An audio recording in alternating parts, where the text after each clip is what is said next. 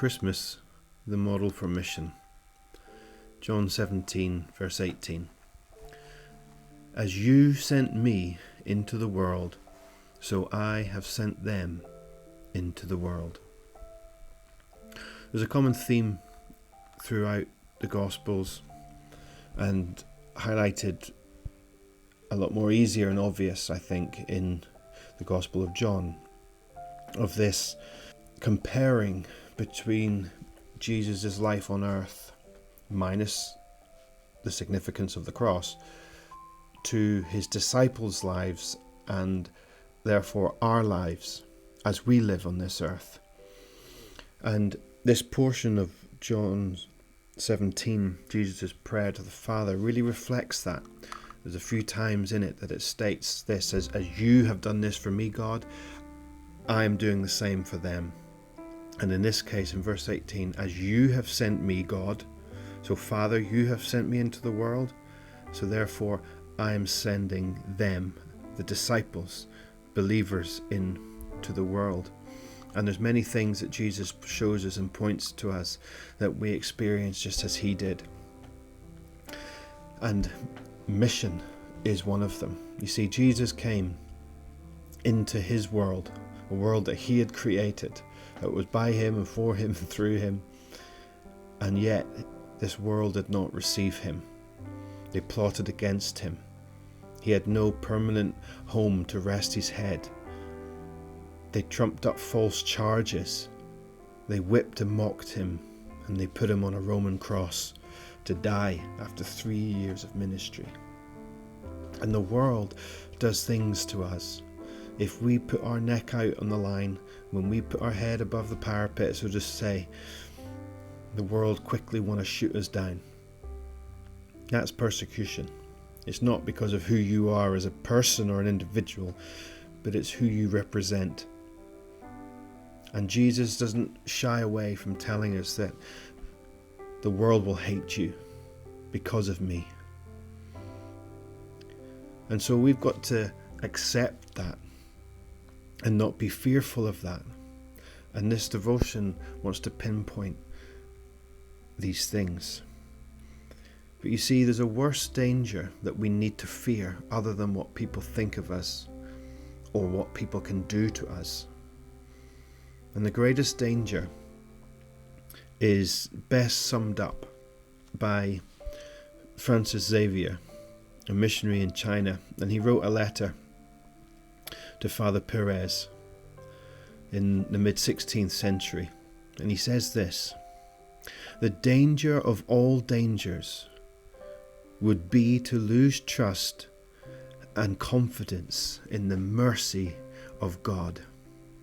To distrust him would be a far more terrible thing than any physical evil which all the enemies of God put together could conflict on us.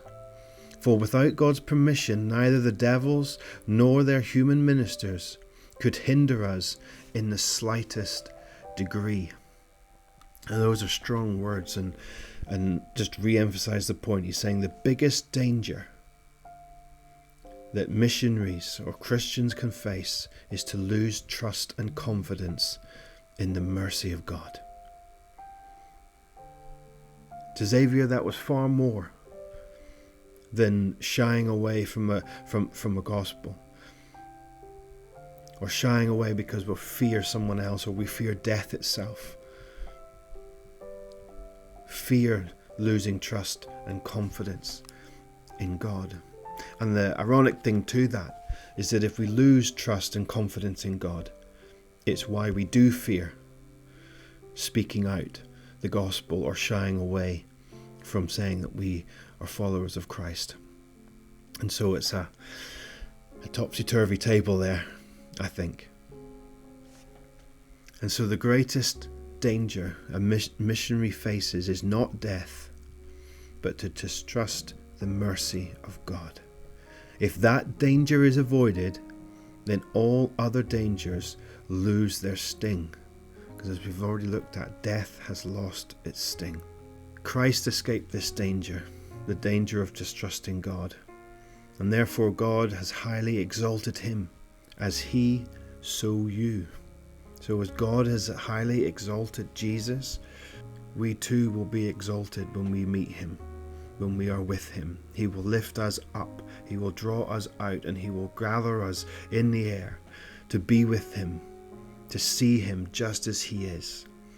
That's an exalting place, to seat us in heaven with him for all eternity. That is some exaltation of us, and we want to sometimes shy away from exalting ourselves higher than anything else, but this is God saying these things. He too will raise us up and exalt us and glorify us as we have glorified him, and that we will continue to do so for all eternity. So remember this Advent that Christmas is a model for missions. As Jesus has done, so you do. And that mission means danger.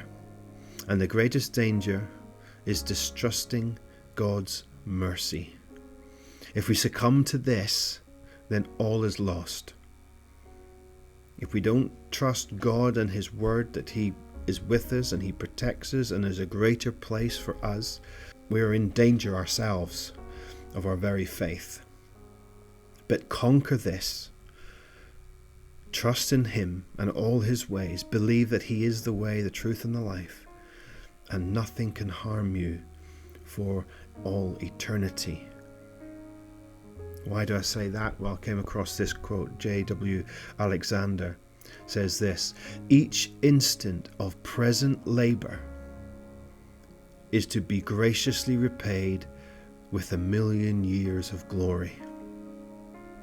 And he's saying, as we are faithful to God in our present labour, our labour here on earth, that's the present time, then it will be graciously repaid to us in eternity.